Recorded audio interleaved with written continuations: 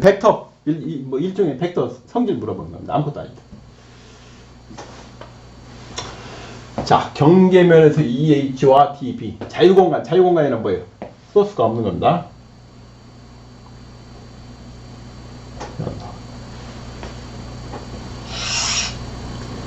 소스가 없어요. 그러니까 로가 제로고 J가 전입니다. 제로인 경우 그러면 됩니다. 컬 E가 제로, 컬 H가 제로. 다이버스 T가 제로, 다이버스 B가 제로. 요 면적분은 선적분으로 바뀌어가지고 면을 한 바퀴 딱 돌고 오겠구나. 딱 돌고 온 겁니다.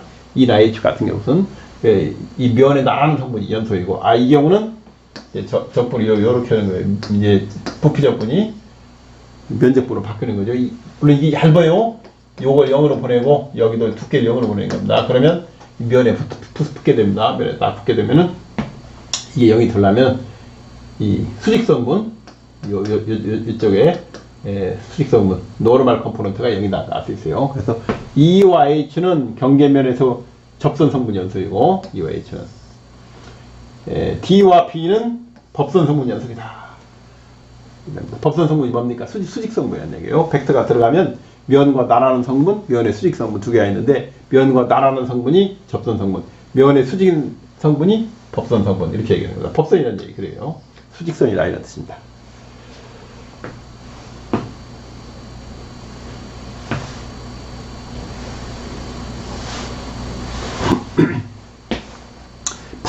파동학 대표적인 게 뭡니까? 광학이나 음향학, 광학, 빛이나 음향, 소리라든가 이런 때 이제 각을 재는데, 각은 법선을 기준으로 재는 게 원칙입니다. 법선이 보면 수직선이에요. 그러니까 이런 경우에 어떤 벡터가 들어와서 나가는데, 이런 경우에 각도가 얼마로 들어오느냐, 얼마로 나가느냐는 수직선이에요. 수직선을 기준으로 이게 세타 1인 겁니다. 나갈 때도 마찬가지예요. 이 수직선을 기준으로 각을 잽니다. 그래서 파동학에서는 각을 어떻게 재느냐?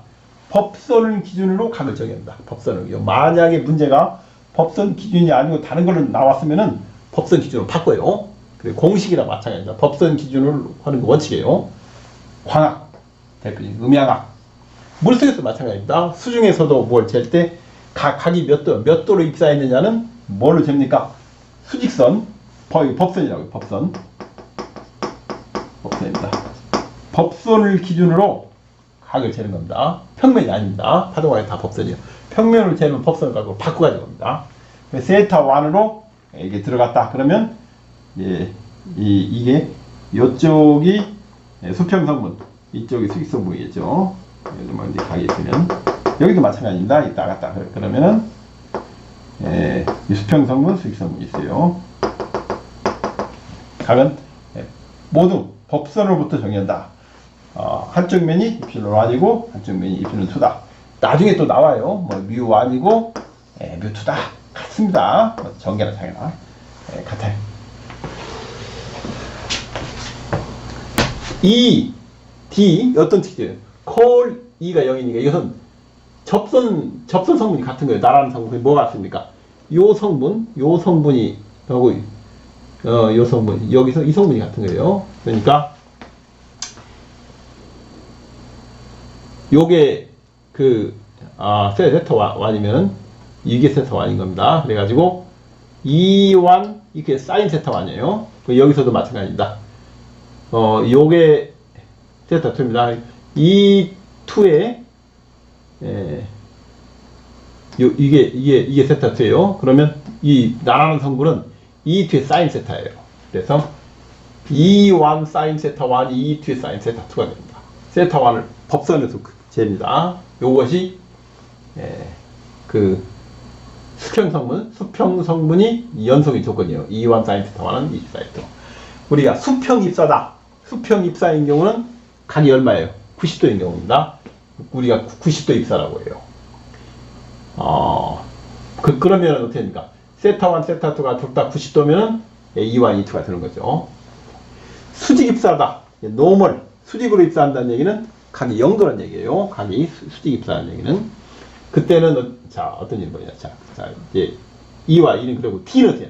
다이버전트가 0이니까 이건 수직성분이 같아야 되는 겁니다. 그래서 이 d인 경우는 요거하고 뭐가 같아야 됩니까? 수직성분 요거 같은 거예요. 이것은 뭡니까? 코사인 성분이에요. 이거에. d1 코사인 세타1은 d2 코사인 세타. 그래서 h도 마찬가지인데 E와 H는 사인 성분 연소이고 D와 B는 코사인 성분 연소입니다. E와 H는 컬이 0인 것은 접선 성분, 사인 성분이 0이고 D와 B는 법선 성분, 다이버전스가 0이기 때문에 U와 코사인 성분이 서로 연속이 됩니다. 서로 같습니다. 그래서 0도로 입사한다. 만약에 이 각이 0도다. 그러면 뭐가 같으냐? 코사인 0, 1이고 여기도 1이니까 그때는 D1, D2 같아요. 그렇죠. 수평 입사한 경우는 수평으로 입사했다. 이쪽으로 입사하면은 이게 같다. 수직 입사하면 이게 같다. 이게 무슨 얘기예요? 수직 입사의 경우는 이필론 1, 2, 이필론 2, 2입니다. 그런 뜻이에요. 이게 수직으로 입사했다는 경우는 시험에 나오는 것은 수평 입사 경우는 안 나옵니다. 대부분 수직 입사가 돼요. 수평 입사는 요걸 물어보는 것이 되고 수직 입사는 요걸 물어보니까 좀 더 물어볼 때 요걸 포함하니까 수직 입사가 좋죠. 그래서 물어볼 때는 대개 0도 시험에는 수직 입사를 많이 물어본다. 자, 2는 사인 성분 연소이고 접선 성분이에요. 나라는 성분, 면과 나라는 성분. D는 면의 수직인 성분 연소인 겁니다.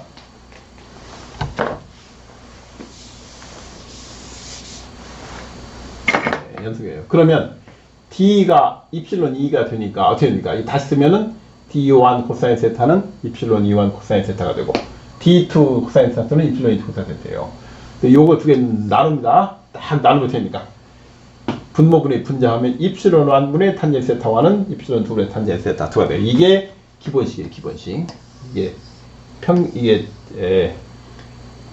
그 어떤 서로 다른 면을 입실론 1, 2 다른 면을 파동이 지나갈 때 어떤 각도가 있느냐. 입사각과 요게 굴절각이에요. 굴절각 사이에 어떤 관계냐. 이게 기본식이에요. 기본식. 기본식이다. 입실론 1은 탄젠 세타 1, 입실론 2 탄젠 세타. 요거 기본식이에요. 그럼 어떤 관계가 있느냐. 세타 1이 세타 2보다 크면 세타는 전부 90도 이내입니다. 세타 1이 세타 2보다 크면 돼요. 비례식이니까 이필론 1이 이필론 2보다 커요. 그래서 각이 크면은 세타 1이 세타 2보다 크면은 실험을 하는 거예요. 어떤 면이 있습니다. 면에 쏴봐요. 전개를 쏴보는 겁니다. 쐈더니 굴절에 딱 펴있어요. 입사각과 굴절각을 딱 구했어요. 그러면 입사각과 굴절구 세타 1이 세타 2보다 크면 어떻게 되냐. 모든 물리량이 다 1이 커요. 단 하나.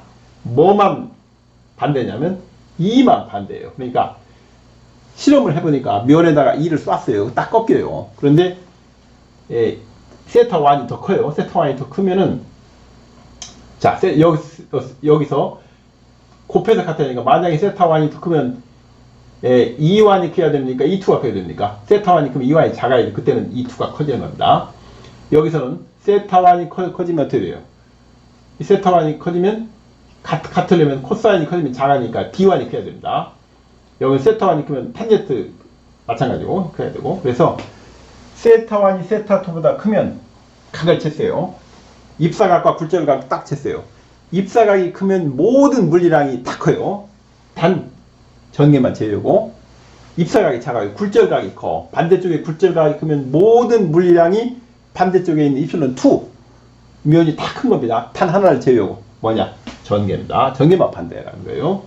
그래서 if 세타 1이 세타 2보다 크면 2를 제외한 모든 물리량이 다 2일이 큰 겁니다. 그래서 입사각이 크면은 다 1이 커요. 모든 물리량 그렇게 하면 됩니다. 뭐만 반대냐? 개만 전개만 반대고 작고 다보다 1보다 커요. 그래서 요것만 하면 된다. 그 다음에 기본식은 이 식입니다. 요 식이 기본식이에요. 이 식이. 입실론 완분의 탄제 세타와는 입실론 2 탄제 세타. 요게 평면에서 기본식이다. 수평 입사, 수직 입사. 수평 입사할 때는 2가 같고 수직 입사할 때는 D가 같은데 D가 같다는 얘기 무슨 말입니까? 입실론 2완이 입실론 2 곱한 거와 서로 같다. 이런 뜻입니다. 그 다음에 각은 뭘로부터 재냐? 법선으로부터 잰다. 수직선부터 좀 각을 재게 된다. 만약 법선으로 재지 않고 다르게 나오면 법선으로부터 각을 바꿔 쓴다. 이 정도예요.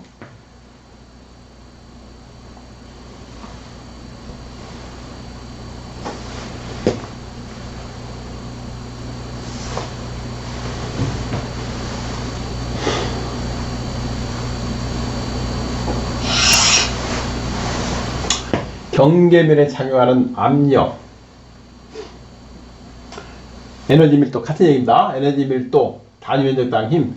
그러니까 어떤 문제가 나오는데 압력으로 나오거나 에너지로 나오거나 밀도 적분하면 에너지니까 힘으로 나오거나 그럼 전부 같은 얘기입니다.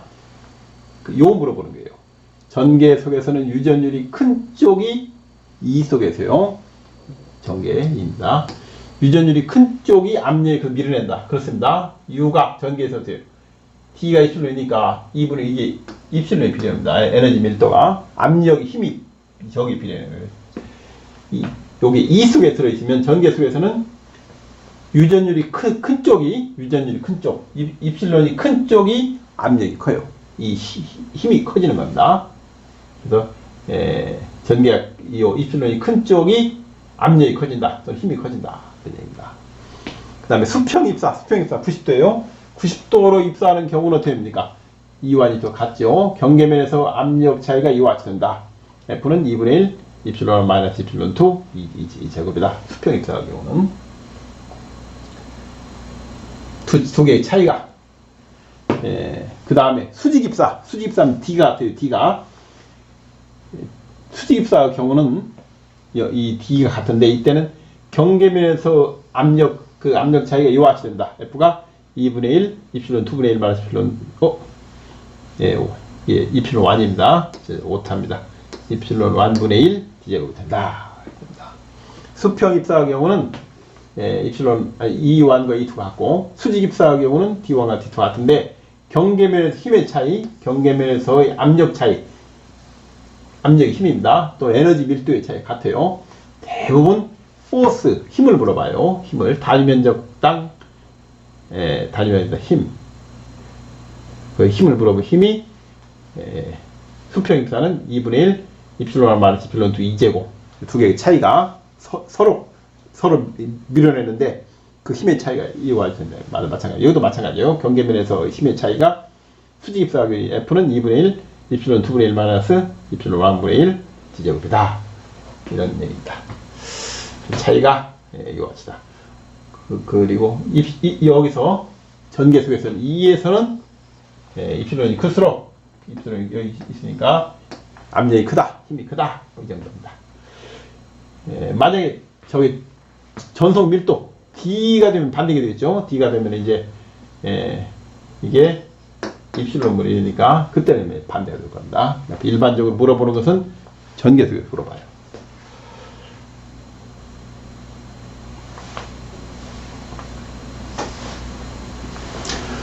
자, 이제 전기영상법인데 뭐냐 한번 보겠습니다.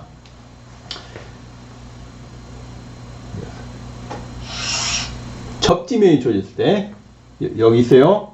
요 전화가 있고 접지다 무슨 얘기입니까? 요게 접지면의 뜻입니다. 이게 접지면 접지했을 때 포텐셜의 전기 또는 힘을 찾는다. 어떻게 찾느냐? 전화와 영상전화 사이에 작용하는 쿨롱의 방향이다. 그러니까 요게 여기 전화가 있어. 이게 접지란 말은 무슨 말이냐면 이걸 빼요. 이 면을 빼버리면은 여기 전화 3개가 있는 것 같아요. 그러니까 여기에 플러스 Q가 있으면 딱 대칭적 위치에 A, B면 마이너스 A, B에 마이너스 Q가 있고 그러면 요게 접지면이 들어갑니다. 그 다음에 여기도 마찬가지예요. 플러스 Q가 있으면 정확히 대칭적 위치에 마이너스 Q가 있는 것 같아요. 그럼 이 접지면이 같습니다. 접지가 뭐냐는 얘기죠. 반대편에 대칭적 위치에 반대 전화가 있는 것 같아요. 그럼 이 두 개만 있으면 이게 접지가 됩니까? 그렇지 않죠. 다시 마이너스 Q 여기 있어야 이 접지가 됩니다. 그래서 두 개만 되면 안 되고 여기에 또 있어야 요 면이 접지면 전위가 여기 면이 돼요. 그래서 전화가 하나가 있다. 만약에 이렇게 있으면은 영상전화가 가상전화, 영상이라도 가상이라든가 이 이미지가 그런 뜻이에요. 하나, 둘, 세 개가 필요합니다. 세 개가 필요해요. 만약에 요렇게 생겼다. 그리고 여기에 차지가 있고 요게 접지되어 있다. 그럼 이건 뭐가 쓸 것 같습니까? 반대쪽에 Q면 마이너스 Q. 같은 거리에 영상전화가 있는 거와 같다 이거죠. 요 접지면을 빼고 두 개 있는 것 같아요. 그 영상전화가 딱 있는 것이랑 접지면이 없고 영상전화 있는 것이랑 영상전화가 없고 접지면이 있는 것이랑 물리적으로 동일한 게다 이런 뜻입니다. 왜 그래요? 요게 이제 이런 경우 등전이면이 되는 거예요. 등전이면이 되니까 등전이면 개념이 일종의 같아요. 그래서 전화와 면 사이가 어떤 힘을 받느냐? 그건 전화와 영상전화 사이에 어떤 힘을 받느냐는 마찬가지입니다. 그러면 저게 면이라고 할 때 점이 아니고 서일 때 마찬가지죠. 라인 차지가 있다. 그리고 이게 접지되어 있다. 그러면 반대편에 마이너스 람다의 도선이 라인 차지가 똑같아요. 이게 없고 요게 없고 플러스 람다 마이너스 람다 같습니다. 같아요. 뭐 여러 가지 복잡했어요. 영상전화가 무슨 다른 뭐 복잡한 거 보면은 무슨 뭐 요런 면의 영상전화가 있고 뭐 영상전화 문제가 여러 가지가 있는데 전기기사 시험 정도에서는 안 나옵니다. 복잡한 거 안 나오고 한눈에 봐서 풀 수 있는 거. 그러니까 이런 면이거나 이런 꺾은 직각면이거나 뭐 그 정도만 나온다고 볼 수 있어요. 전화가 접지면에 작용하는 힘은 전화와 영상전화 사이에 작용하는 힘과 같다. 그렇습니다. 요 접지면과 전화가 작용하면 빼버리고 영상전화 사이에 적용하는 힘과 동일하다. 물리적으로 동일한 게다 이런 뜻입니다.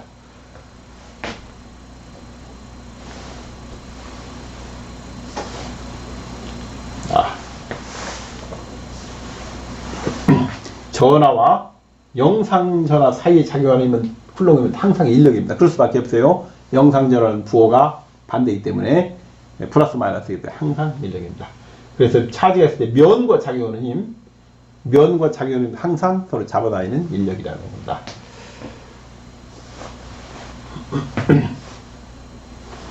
자, 한번 예를 들어보겠습니다. 여기에 전화가 있어요. 면에. 그리고 이 접지가 되어 있습니다. 접지가 되어 있는 것은 물리적으로 어떤 거와 동일한 형태이냐면 이 접지면을 빼더라도 반대편에 이게 D예요. 여기서 여기까지가 D입니다. 똑같이 D예요. 플러스 Q면 마이너스 Q가 있는 거와 동일하다 이겁니다.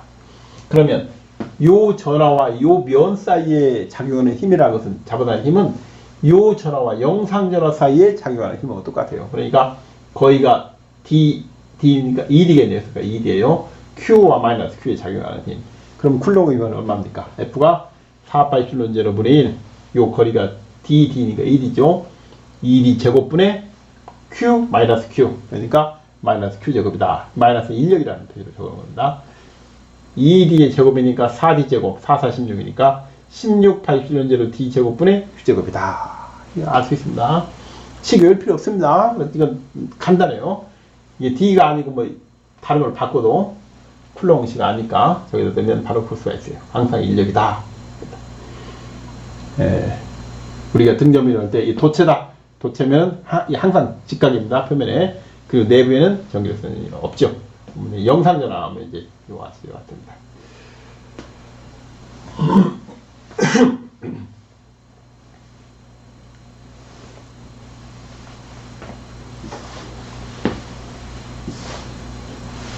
자, 이제는 점전화가 아니고 선전화. 같다는 겁니다. 이 접지면이요. 접지면에 D만큼 떨어져가지고 라인 차지 가지고 있어요. 평면의 전선이 남다로 있어요. 이건 뭡니까? 반대편에 마이너스 남다의 도선이 가는 거와 똑같아요. 그러면 요 둘 사이에 어떤 힘이 미치느냐? 이것은 남다와 마이너스 남다에 미치는 힘과 똑같습니다. 그럼 어떻게 합니까? 남다에서 생기는 이 지점에 생기는 전기의 세기가 있어요. 남다의 2D만큼 떨어진 점의 전기의 세기를 우리가 2라고 합니다. 어떻게 보면 됩니까? 2π 16을 1 거리분의 남다예요. 그러니까 거리가 2D니까 2D면 남다입니다. 이 마이너스 람다는 람다가 만드는 전개 속에 E라는 전개 속에 들어가 있어요. 그러면 힘이 얼마입니까? 쿨롱 힘 바로 구할 수 있습니다. 직선 도선과 평면 도체 사이에 생기는 힘은 두 도선과 가상 전선 사이의 힘이 같아요. F가 마이너스 람다 E 단위 질당 힘입니다. 그렇게 되겠죠. 그러면 E가 얼마입니까? 2파이 실론 제로 지금 람다니까 이걸 집어넣어요. 집어넣으면 4파이 실론 제로 D분의 람다 제곱인 걸 알 수 있어요. 마이너스는 뭡니까? 서로 인력 잡아다닌다는 거죠. 힘이 방향이 이렇게 된다는 걸 알 수 있다. 그래서 4파이 실론 제로 D분의 람다 제곱이 전선과 가상전 사이에 작용하는 힘, 즉 전선과 요 면 사이에 작용하는 힘이랑 동일합니다. 동일하다 이죠. 그러니까 접지라는 게 무슨 의미냐 이거. 접지라는 게 반대편에 전화 크기가 다르지만 대칭적인 반대편 대칭 위치에 다른 전화가 있는 거와 똑같다. 그러면 이게 등저이면이다 그런 겁니다. 등저이면 특히 이제 전위가 0인명이 되는 거죠. 동일하다 이런 얘기입니다. 물리를 보면은 대칭적인 성질이 많이 나옵니다. 그래서 대칭이 주는 것이 뭘 줍니까? 간명함, 그 다음에 아름다움도 줘요. 대칭을 이용해서 많은 문제를 해결합니다.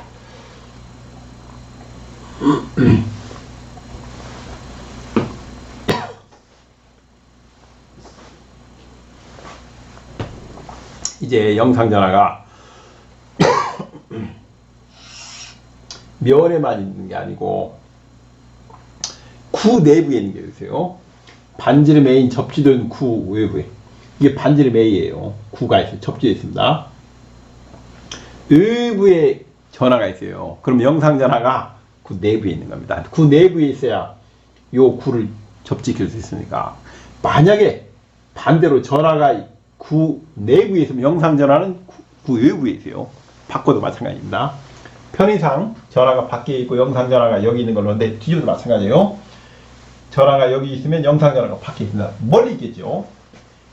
그래야 요 구면을 접지 상태, 등전이면으로 만드는 겁니다. 그런 경우에 두 가지가 문제예요.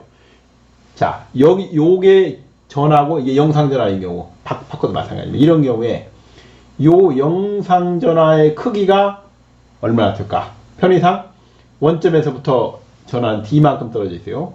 그 다음에 영상전에는 X만큼 떨어져 있어요. 위치가 반경 A입니다. 두 번째, 도대체 X를 어느 위치에 놓아야 이게 이 구면이 접지가 되는가? 이게 두 가지 문제밖에 없습니다. 그 다음에 전화 크기를 보면은 이건 멀리 있고 밖에 이거 내부로 가까이 있어요.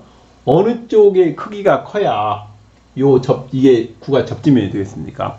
당연히 밖에 커야 돼요. 밖에 전화가 크고 내부 전화가 작아야 됩니다. 작아야 이 구면이 등전이면이 되는 거예요. 접지면이. 위치는 어떻게 되냐? 이 위치는 어떻게 결정하냐? 이건 선형으로 변하는 게 아니고 비선형으로 변하기 때문에 반지름이 두 길이의 포지션에 X와 D의 뭡니까? 기하평균이에요. 기하평균이다. 알겠죠? 기하평균. 그래서 그러면 요 X는 얼마예요? X는 D분의 A제곱 되겠네. A제곱 됩니다. 이렇게 외우는 게 아니고 기하평균이라는 거예요. 영상전화 구면, 예전에도 구면 축전기 할 때도 기하평균 나왔습니다. 기하평균 나온 거예요. 반지름이 두 위치, 영상전화와 전화 그 둘 사이에 기하평균과 같다. 기하평균. 요 A가 기하평균이다. 합니다. 그 다음에 전화 크기는 말이야. 전화 크기는 내부 전화가 훨씬 작아야 돼요. 외부보다. 그러니까 내부 전화가 D분의 X가 되는 겁니다. 아니, D분의 A, X는 뭐리고 D가 밖에 거리예요. D분의 A 반지름이 되는 거예요. 마이너스 D분의 A가 된다. 이거죠. 마이너스 D가 있어야 되겠죠. 그러면 이렇게 부른다. 만일에 전화가 구 표면을 향해서 접근하는 거예요. 그러면 영상전화는 어디로 접근해 있어요? 영상전화도 이쪽으로 접근해야 되겠죠. 만에 하나 D가 A에 접근해요. D가 A에 접근하면 X는 어디에 접근해요? X도 A에 접근해야 됩니다. 그 다음에 Q가 표면에 접근하면 Q 프라임은 뭐로 접근해요? Q 프라임도 마이너스 Q에 접근해야 되는 겁니다. 그래서 요 전하가 두 표면에 접근하면은 크기가 두 개 같아져야 되는 겁니다. Q 프라임과 Q 같아지고 부호만 다르고 D가 A에 접근하면 어떻게 돼요? D가 A면 Q 프라임 마이너스 Q 되죠. 맞다는 거 알 수 있어요. 그 다음에 여기도 마찬가지입니다. 이게 D가 쫙 접근해서 반지름에 접근해요. 그러면 X도 반지름에 접근해야 돼요. 두 개가. 바로 알 수 있어요. D도 A에 접근하고, D가 A에 접근하고, X도. 당연히 A죠. 식이 맞는 거 알 수 있어요. 여기 필요 없습니다. 확인만 하면 돼요. 극한이 뭡니까? 영상전환을 쫙 당겨가지고, 요 표면에 접근시켜요. 딱 접근시키면 두 개 같은 제품입니다. 영상전화가 D가 A가 되면, Q 프라임 마이너스 Q 맞구나. 그래서 여기도 마찬가지입니다. D가 A에 쫙 접근하면 X도 뭐에 접근해야 됩니까? A에 접근해야 되는 거예요. 그래서 A가 접근하면 A 곱하기 A니까 루트 A니까 맞구나. 알 수 있는 거예요. 그래서 이런 것은 이제 당겨봅니다. 이게 딱 당겨봐요. 그리고 Q를 구 안으로 들으면 영상전화가 밖으로 나가겠죠. 밖으로 나갑니다. 그래서 영상전화가 진짜 Q가 구 일부에 있으면 영상전화가 안쪽에 있고 Q가 안쪽에 있으면 영상전화가 밖에 있어요. 그게 바꿔도 됩니다. 바꿔도 된다. 반지름이 기하평면이다. 이 정도만 하면 됩니다.